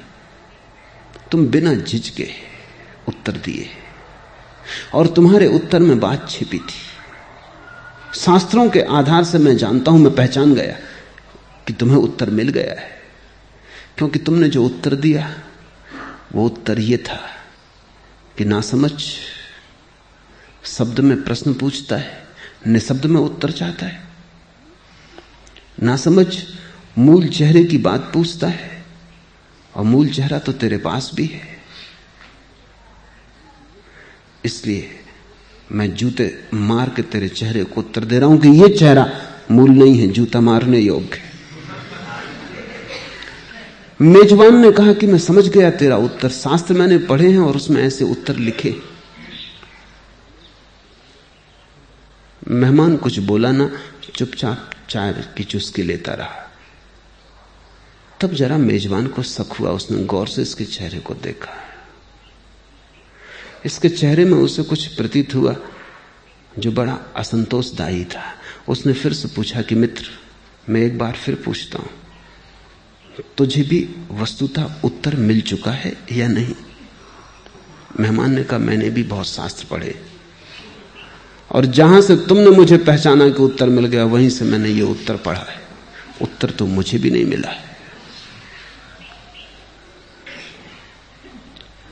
शास्त्र भयंकर धोखा हो सकता है, क्योंकि शास्त्र में उत्तर लिखे हैं, लेकिन शास्त्र के उत्तर को दोहराना वैसे ही है जैसे गणित की किताब के पीछे उत्तर दिए होते हैं। तुम गणित पढ़ो, उल्टा के किताब के पीछे उत्तर देख लो, तो उत्तर तो तुम सही दे दोगे, लेकिन उस प्रश्न से उत्तर तक पहुंचने का जो मार्ग है, जो विधि है, वो तुम्हारे पास ना होगी। उत्तर कितना ही सही हो, तुम गलत ही रहोगे, क्योंकि तुम तो विधि से गुजरते तभी निखरते। उत्तर दूसरे का काम नहीं आ सकता, उत्तर अपना ही चाहिए। और परमात्मा तुम्हारी शास्त्रीय परीक्षा ना लेगा, अस्तित्वगत परीक्षा है। क्या तुमने सुना, क्या तुमने पढ़ा, यह ना पूछेगा, क्या तुमने जिया। अगर तुम्हारे जीवन में ही तुम्हें उत्तर मिला हो तो तुम्हारे श्रम से मिला है। तो चाहे धन बाहर का हो, अगर बाहर के धन को तुम श्रम से कमाओ तो तुम्हारे जीवन में नैतिकता होगी, और अगर भीतर के धन को तुम श्रम से कमाओ तो तुम्हारे जीवन में धार्मिकता होगी, प्रमाणिक धर्म होगा। इसी को स्वामी राम ने नगद धर्म कहा है। उधार धर्म, नगद धर्म। उधार धर्म ऐसा है, उत्तर तो सब सही लेकिन नपुंसक, कोरे, खाली, चली हुई कारतूस जैसे। उसको बंदूक में रख के चलाने की कोशिश मत करना, हंसी होगी जगत में। वो चली हुई कारतूस है। लेकिन अधिकतर लोग यही कर रहे हैं, दूसरों के उत्तर दोहरा रहे हैं, यंत्रवत दोहराए चले जा रहे हैं। अपना प्रश्न भी उन्होंने अब तक नहीं खोजा है, अपना उत्तर तो बहुत दूर। अभी उन्हें यह भी पता नहीं है कि हमारे अस्तित्व का प्रश्न क्या है जिसकी हम खोज कर रहे हैं। हम क्या जानना चाहते हैं, इसका भी अभी ठीक ठीक पता नहीं है।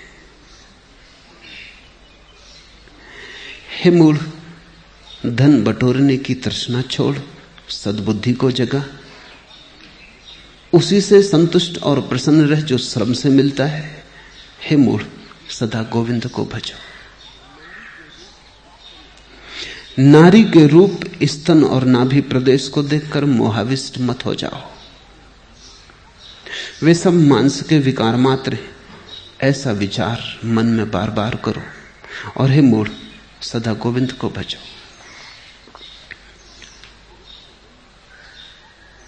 पुरुष के मन में नारी का आकर्षण है, नारी के मन में पुरुष का आकर्षण है। विपरीत का आकर्षण होता है, और विपरीत के आकर्षण में एक सम्मोहित अवस्था हो जाती है। इसे थोड़ा समझना जरूरी है। जब बच्चा पैदा होता है तो पहला संपर्क संसार से उसका मां का स्तन है। पहला संपर्क पर से, दूसरे से मां का स्तन है। मां के स्तन से ही परिचित होकर वो संसार में यात्रा शुरू करता है। इसलिए स्त्री के स्तन में पुरुष की सदा ही वासना बनी रहती। वो पहला संस्कार है मन पर, उससे गहरा कोई भी संस्कार नहीं। इसलिए चित्र, मूर्तियां, फिल्में, कहानियां सब स्त्री के स्तन के आसपास घूमती हैं। और पुरुष के मन में स्त्री के शरीर में सबसे ज्यादा मोहाविष्ट होने की जो जगह है वो स्तन है। स्त्रियां स्तनों को छिपाने में लगी रहती हैं, पुरुष उनको उघाड़ने में लगे रहते हैं। क्योंकि स्त्रियों को भी पता है कि पुरुष का आकर्षण कहां है, पुरुष को भी पता है कि स्त्री में उनका रस कहां है। और जितनी सभ्यता विकसित होती है उतनी ही ये कठिनता बढ़ती जाती। असभ्य जातियों में स्तन के प्रति कोई आकर्षण नहीं है, क्योंकि स्त्रियां उघाड़ी हैं, स्तन उघड़ा ही हुआ है। और हर बच्चे को जितनी देर तक उसे दूध पीना हो मां का, पीने की पूरी स्वतंत्रता है। वो 10 साल का भी हो जाए और पीता रहे तो कोई अड़चन नहीं। सभ्य समाजों में जल्दी से जल्दी बच्चे से स्तन छुड़ाने की आकांक्षा है, और जितने जल्दी स्तन छुड़ा लिया जाए उतने ही स्तन में रस शेष रह जाता है। फिर कविताएं करते हैं लोग, स्तन की चित्र बनाते हैं, मूर्ति गढ़ते हैं, 1000 उपाय करते हैं, लेकिन उनका मन स्तन के आसपास घूमता रहता है। बच्चा तृप्त नहीं हो पाया, अतृप्त रह गया है। वो अतृप्ति सपने बनाती है। अतृप्ति में भीतर का एक सम्मोहन पैदा होता है, और इसकी तृप्ति का कोई उपाय नहीं है जब तक कि सद्बुद्धि ना जगे। इसे सतत स्मरण करना जरूरी है। शंकर कहते हैं बार बार इसका स्मरण होता रहे तो ही वो जो पहला संस्कार पड़ा है वो टूट सकता है। वैज्ञानिकों ने कुछ खोजें की हैं, उनकी एक खोज बड़ी महत्वपूर्ण है। एक वैज्ञानिक मुर्गियों पर प्रयोग कर रहा था। मुर्गी के अंडे से बच्चा पैदा हुआ, तो उसने उस बच्चे को मुर्गी को न देखने दिया, एक बतख को पास रख दिया। बच्चे ने जब आंख खोली अंडे के बाहर आके, तो उसने बतख को देखा।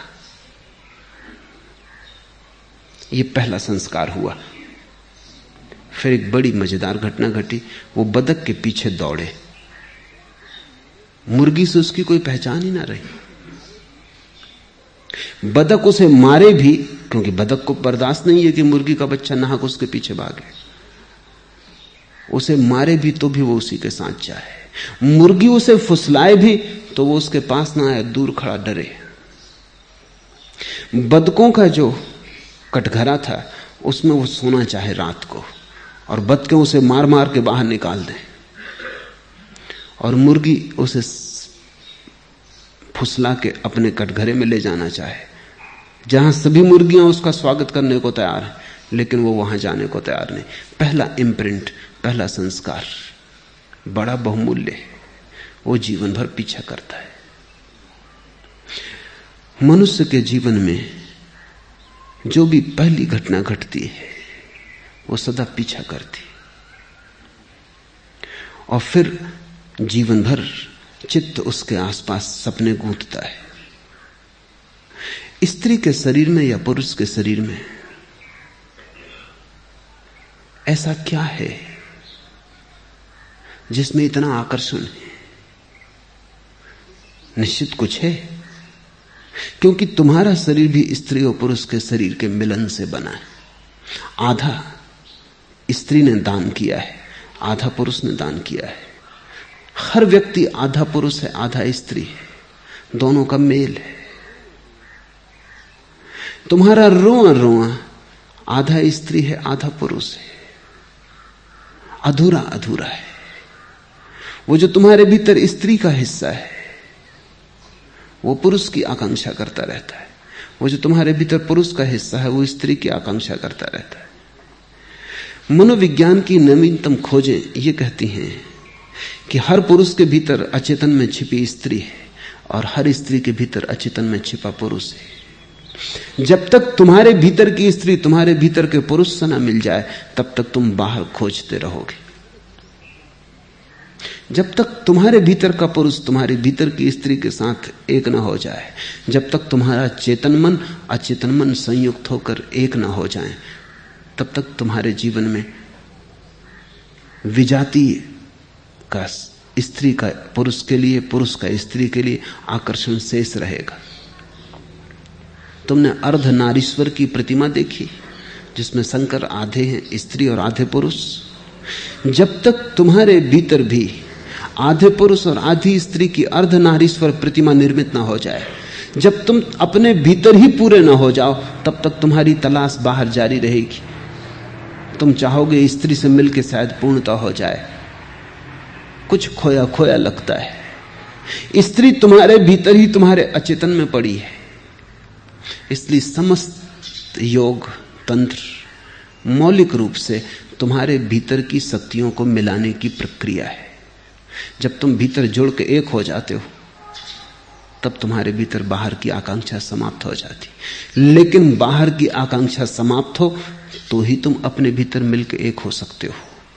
ये दोनों बातें एक दूसरे पर निर्भर हैं, अन्योन्याश्रित हैं। इसलिए शंकर कहते हैं, नारी के रूप स्तन और नाभि प्रदेश को देखकर मोहाविष्ट मत हो।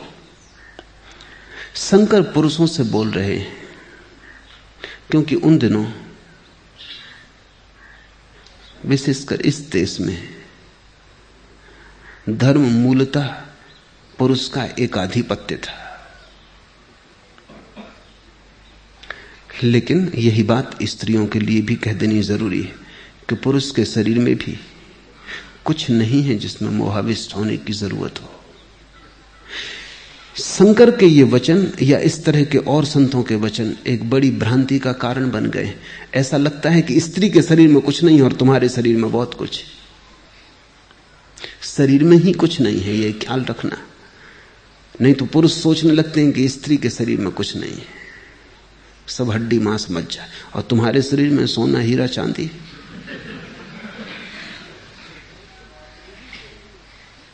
जब तक तुम अपने ही शरीर में हड्डी मांस मज्जा ना देख पाओगे, तब तक तुम स्त्री के शरीर में भी ना देख पाओगे।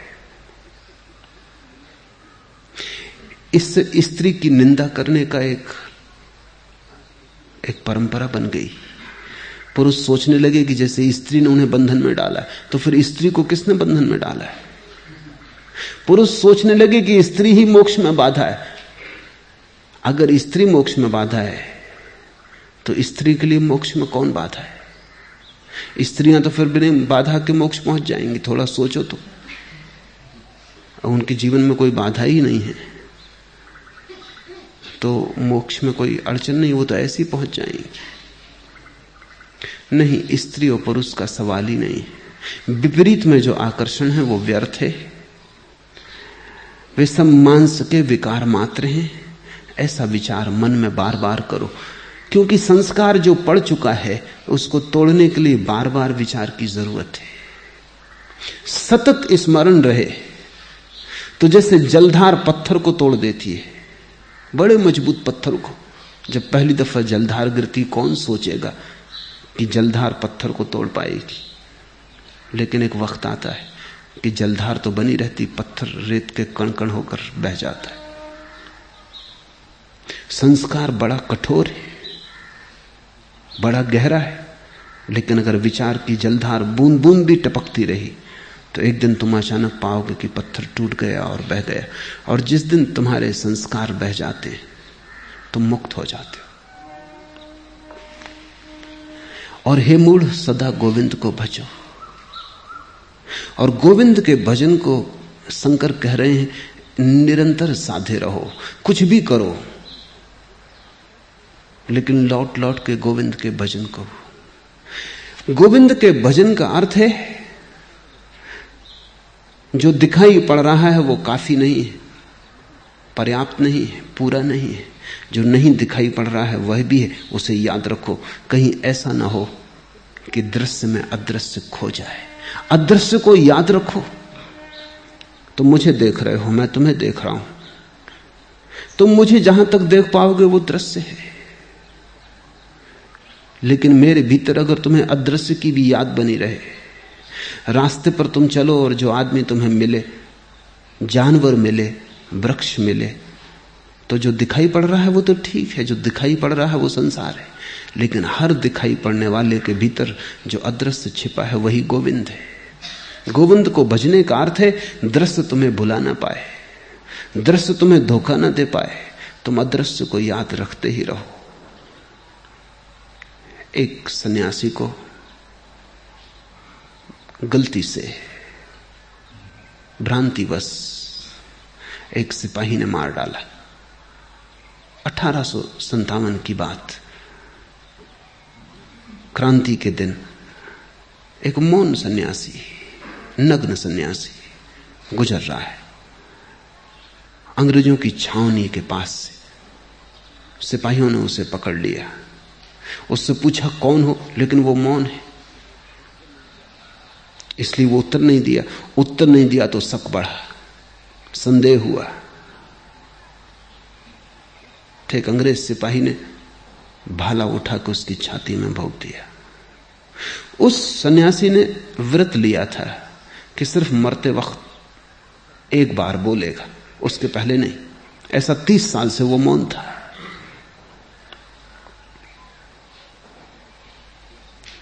जब भाला उसकी छाती में छिदा, खून का फव्वारा फूट पड़ा, तब उसने सिर्फ एक वचन उपनिषद का कहा, तत्वमसि श्वेत केतु, तू भी वही है श्वेत केतु।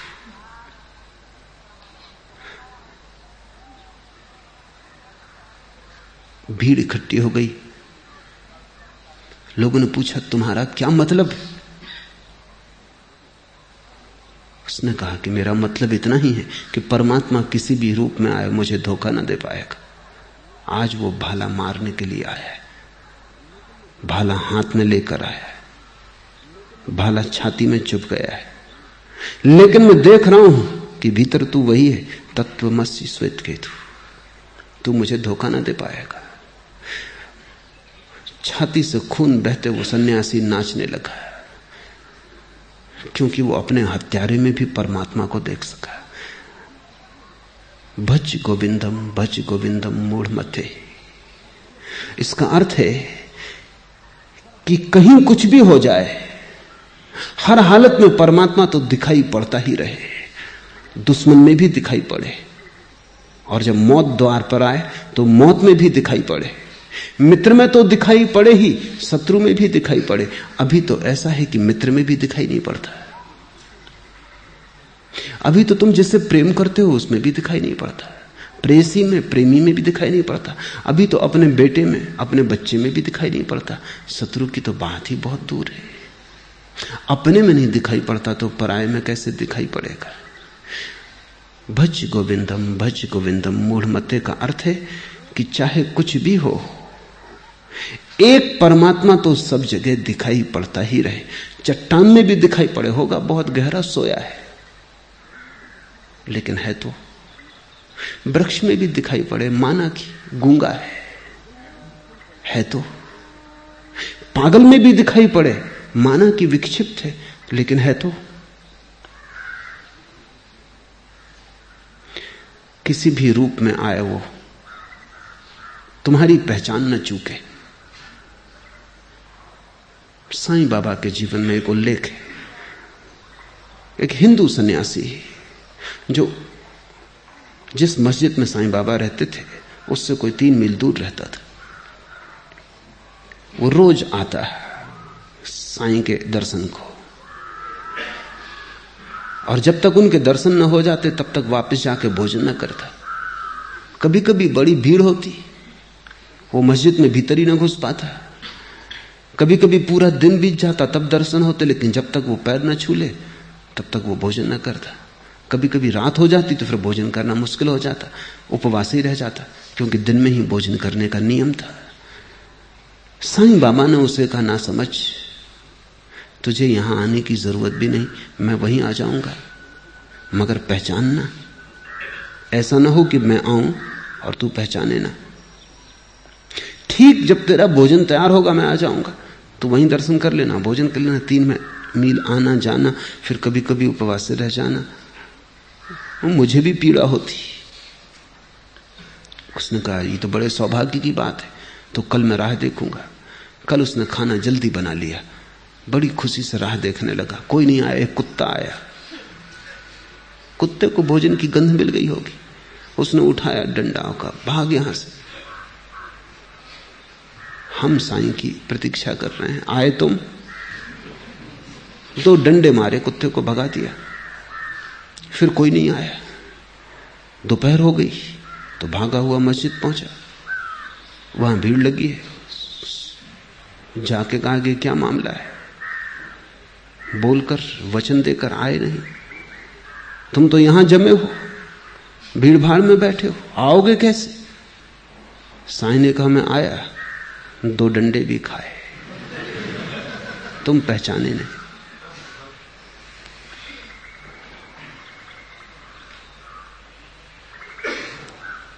घबराया सन्यासी। 2 डंडे? उसने कहा कुत्ता आया था महाराज। साईं ने कहा वो मैंने पहले ही कह दिया था, पहचानना। आऊंगा जरूर। किस रूप में आऊंगा? उस समय कौन सा रूप सुलभ सरल होगा आने के लिए? ये तो समय समय की बात है। उस समय यही मौजूद था कि कुत्ते के शकल में आऊं। कोई दूसरा रूप उस वक्त भर दोपहरी में उपलब्ध भी ना था, वो कुत्ता ही वहां था। सो हम उसी पर सवार हुए।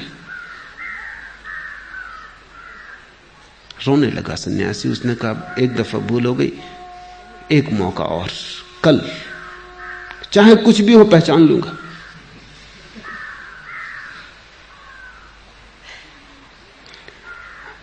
कुत्ता अगर आता दूसरे दिन तो पहचान लेता, लेकिन कुत्ता आया ही नहीं।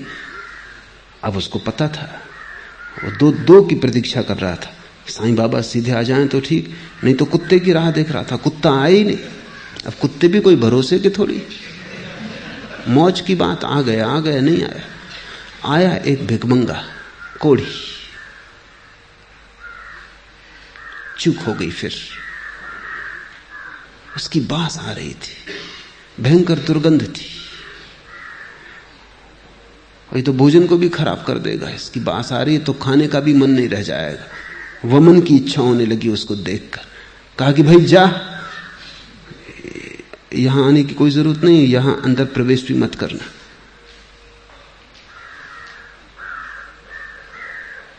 थोड़ा शक भी हुआ कि कहीं भूल तो नहीं हो रही, लेकिन ये कोढ़ी और साईं बाबा कोई तालमेल नहीं देखता है। कुत्ता कम से कम स्वस्थ तो था। सांझ फिर गया, कहा कि आप आए नहीं, आपकी भी राह देखी, कुत्ते की भी राह देखी। साईं बाबा ने कहा आया था, लेकिन दुर्गंध तुझे जची ही नहीं। तूने दूर दूर धुतकार दिया। रोने लगा सन्यासी। कहा एक बार और। साईं बाबा ने कहा 1000 बार भी आऊं तू न पहचानेगा। पहचान तब संभव हो पाती है जब तुम जागते हो, जागे हुए होते हो। गोविंद को भजने का यही अर्थ है कि जो भी तुम्हें दिखाई पड़े गोविंद का भजन बन जाए। जहां से भी खबर आए उसकी ही खबर आए। हवा बहे तो उसकी याद, जल में कलकल नाद हो तो उसकी याद, पक्षी गीत गाएं तो उसकी याद, सन्नाटा हो तो उसका, शोरगुल हो तो उसका, बाजार हो तो उसका, शून्य हिमालय हो तो उसका, लेकिन उसकी याद हर जगह से आए। पत्ती, पखर, फूल, पत्थर, सब तरफ से उसकी याद आए। उसकी याद ही चारों तरफ बरसने लगे और तुम्हें घेर ले। जब भी तुम किसी की आंखों में झांको, उसी में झांको। और ये कोई कल्पना या काव्य नहीं है, ये तथ्य है, क्योंकि हर आंख से वही झांक रहा है। तुमने नहीं देखा, ये तुम्हारी भूल है। तुमने नहीं पहचाना, ये तुम्हारी नासमझी है।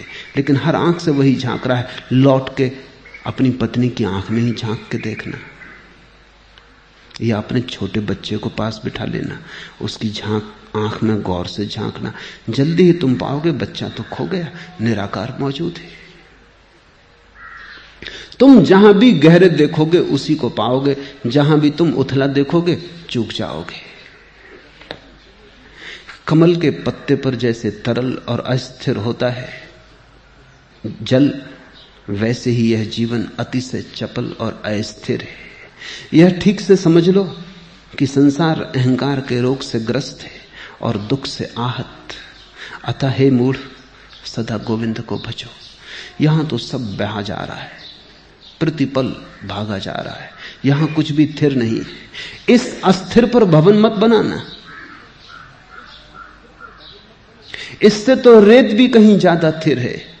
यह संसार तो जल की धार है, इस पर भवन मत बनाना, अन्यथा पछताओगे।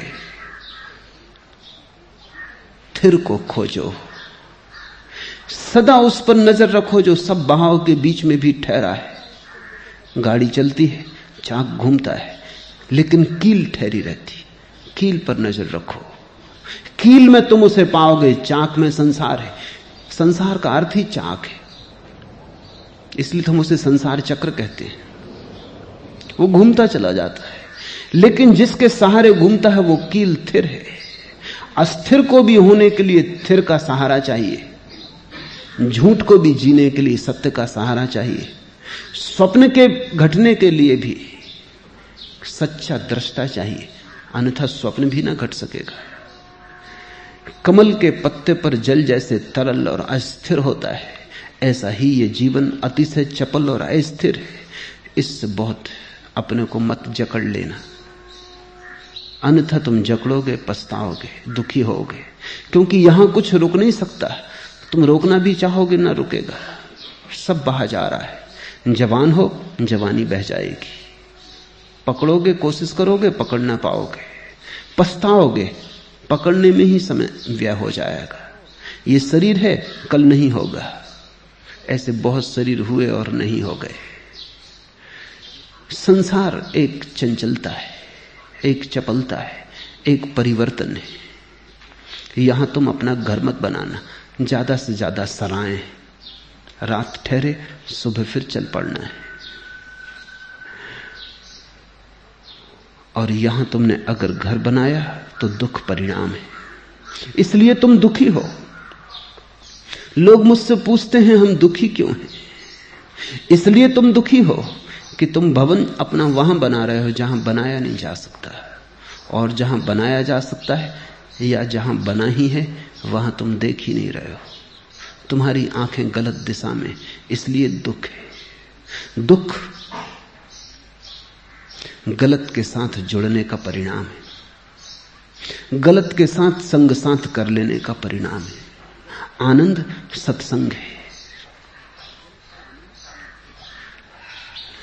जब तक धन अर्जित करने की शक्ति है तभी तक अपना परिवार भी अनुरक्त रहता है।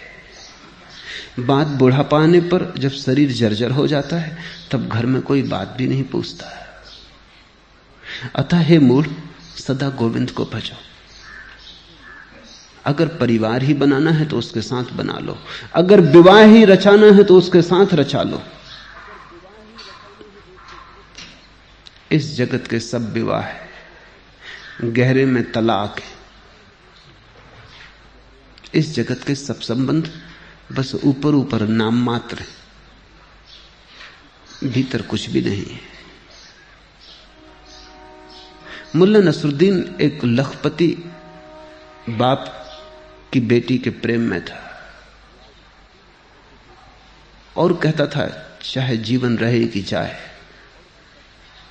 तुझे नहीं छोड़ सकता। मरने को तैयार हूं, अगर उसकी भी जरूरत हो, शहीद हो सकता हूं, लेकिन तुझे नहीं छोड़ सकता। बड़ी बातें करता था।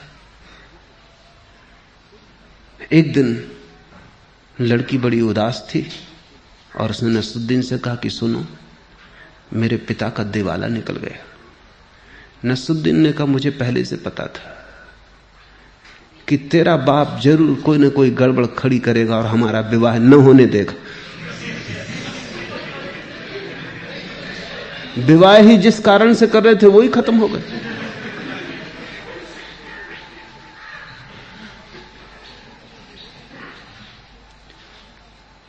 तुम्हारे संबंध, तुम कहते कुछ और हो, कारण उनका कुछ और ही होता है। तुम बताते कुछ और हो, और मजा ऐसा है कि तुम जो बताते हो सकता है तुम ऐसा मानते भी हो कि यही सच है। तुम अपने को भी धोखा दे लेते हो, दूसरे को ही देते हो, ऐसा नहीं है। आदमी बड़ा कुशल है, अपने को भी धोखा दे लेता है।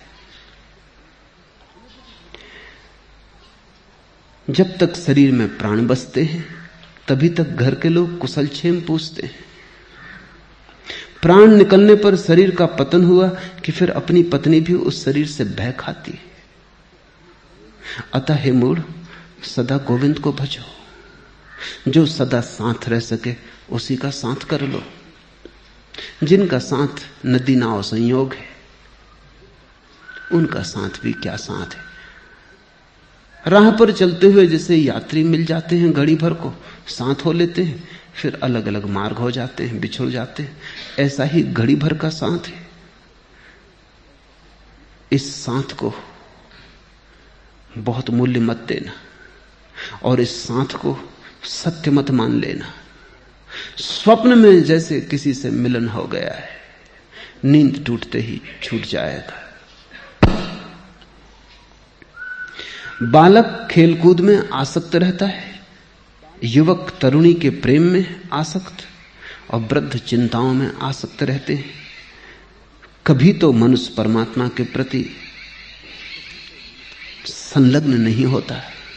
अतः हे मूढ़, सदा गोविंद को भजो। बचपन गुजर जाता है खेलकूद में, क्रीड़ा आसक्ति में। जवानी गुजर जाती है प्रेम के नाम पर चलते हुए खेल में। बुढ़ापा अतीत की चिंताओं में, अतीत का हिसाब बिठाने में, लगाने में, और जीवन यूं ही चला जाता है।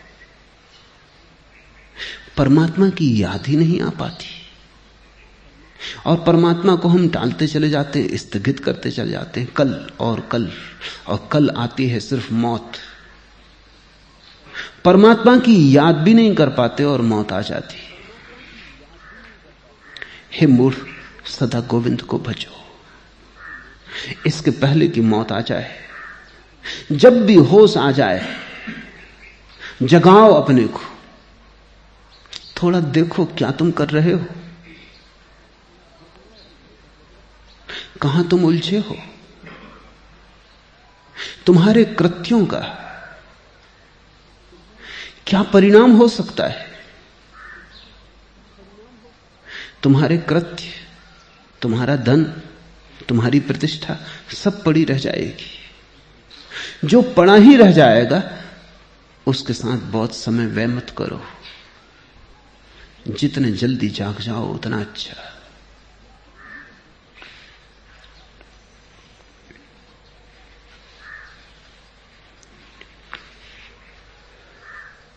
जीवन के प्रति जिसकी आसक्ति नहीं टूटी, परमात्मा से उसकी आसक्ति नहीं जुड़ पाती।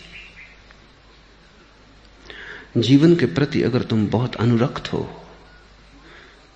तो तुम परमात्मा को न पहचान पाओगे। रूप के प्रति जिसकी आसक्ति है वो अरूप को कैसे पहचानेगा। पदार्थ को जिसकी पकड़ है वो निराकार को कैसे पकड़ेगा। पृथ्वी पर जिसका सब कुछ लगा है वो आकाश की तरफ आंख भी नहीं उठाता। तुम्हारी आसक्ति जहां है अभी, जब तक वहां उसकी जड़ें न टूट जाएं, जब तक तुम जाग के न देख लो कि सिवाय दुख के वहां और कुछ भी नहीं है, जब तक तुम्हें जीवन का सार निचोड़ दुख न दिखाई पड़ जाए, सुख का कितना ही प्रलोभन हो, मिलता सदा दुख है। सुख के कितने ही आश्वासन हो, मिलता सदा दुख है। सुख की तुम कितनी ही योजनाएं बनाओ, वे योजनाएं ऐसी हैं जैसे कोई तेल निकालने की चेष्टा कर रहा हो रेत को निचोड़कर। हाथ में कुछ भी नहीं आता, हाथ खाली रह जाते। खाली हाथ संसार से जाने की तैयारी हो तो परमात्मा की फिक्र करने की कोई जरूरत नहीं। लेकिन बहुत रोते हुए जाओगे। अगर भरे हाथ भरे हृदय जाने की तैयारी हो, आकांक्षा हो, तो जितने जल्दी परमात्मा का स्मरण करो और जितने जल्दी उसमें लीन हो जाओ और जितना ज्यादा से ज्यादा समय और शक्ति उसके स्मरण में लग जाए उतना ही शुभ है। एक ही चीज तुम्हें भर सकती है, वह परमात्मा है,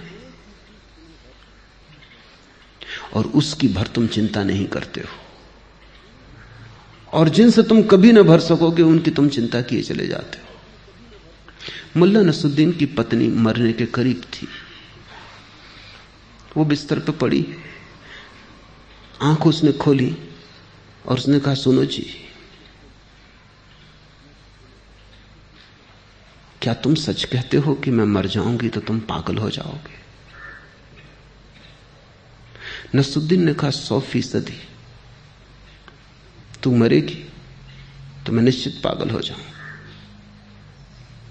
पत्नी हंसने लगी, कहा, झूठ बोलते हो। जहां तक मैं जानती हूं मैं मरूंगी और तुम दूसरी शादी कर लोगे। नसरुद्दीन ने कहा कि पागल हो जाऊंगा ये सच, लेकिन इतना पागल नहीं कि फिर शादी कर लूं।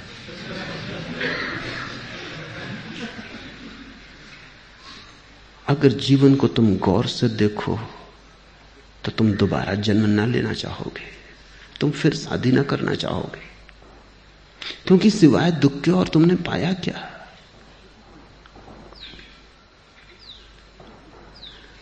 यही तो सारे पूरब की खोज है, आवागमन से कैसे छुटकारा हो जाए। जिन्होंने जीवन को देखा उनकी एक ही आकांक्षा बची कि जीवन से छुटकारा कैसे हो जाए। मैंने सुना है कि एक बहुत अनूठा सन्यासी बोधि धर्म जब चीन गया बुद्ध का संदेश लेकर, तो सम्राट वू ने उससे पूछा कि संक्षिप्त में मुझे बता दें, मेरे पास ज्यादा समय नहीं है, तुम देख ही रहे हो कि साम्राज्य बड़ा है और मैं ज्यादा सत्संग नहीं कर सकता, मुझे संक्षिप्त में बता दो कि जीवन की सबसे बहुमूल्य बात क्या है, सबसे बड़ा सौभाग्य क्या है।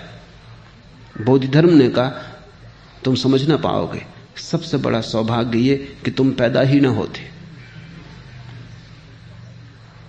वो थोड़ा चौंका, ये कोई सौभाग्य की बात कर रहा है कि तुम पैदा ही ना होते? पर निश्चित ही बोधि धर्म सौभाग्य की ही बात कर रहा है। बुद्धों की यही तो आकांक्षा है कि पैदा ना होते। पर बोधि धर्म ने कहा, वो बात तो हो नहीं सकती, खत्म, तुम हो ही गए पैदा, वो तो नंबर 1 का सौभाग्य है। इसलिए नंबर 2 की कहता हूं कि जितने जल्दी मर जाओ। कहते हैं वो फिर कभी मिलने नहीं आया बोधि धर्म को कि ये भी कोई ज्ञानी है।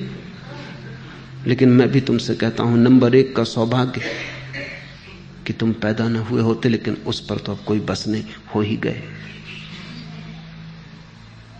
तो अब दूसरा सौभाग्य है कि तुम जीते जी मर जाओ। जीवन से तुम्हारा राग रंग छूट जाए, ये जीते जी मरने का अर्थ है। तुम ऐसे जीने लगो जैसे तुम हो ही नहीं। बैठो बाजार में, क्योंकि कहीं तो बैठोगे ही, लेकिन